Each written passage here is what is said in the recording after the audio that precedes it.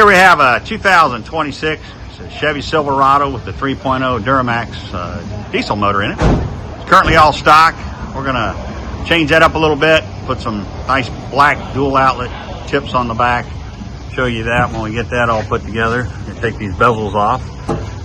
Gonna leave the exhaust diffuser there that keeps the exhaust temperature cooler when it comes out the tailpipe once it goes into a regen cycle. Currently has a single resonator on it. We're going to take that off. It's got the factory DP filter on it, or particle filter I should say. Take this resonator off, give it a little bit of sound. Going to leave it all stock other than that. And we'll get back and show you that when we get that put together.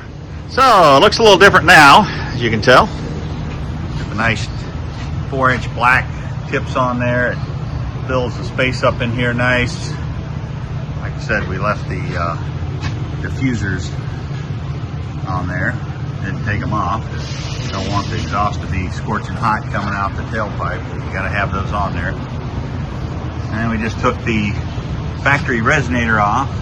Left the particle filter. Everything's all stock except for that. Just gives it a little sound. It's not a big wake up. Hear it a little bit more when you're going down the road. That's about it on these. Let's see what it sounds like.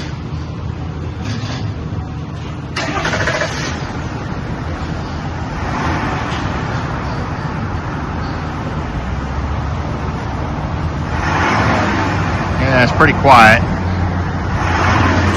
It's more about the looks. Maybe a little more flow to the exhaust, taking the resonator off.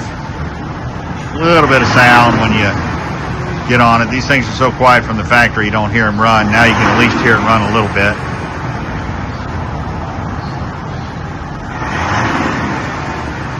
And there you have it.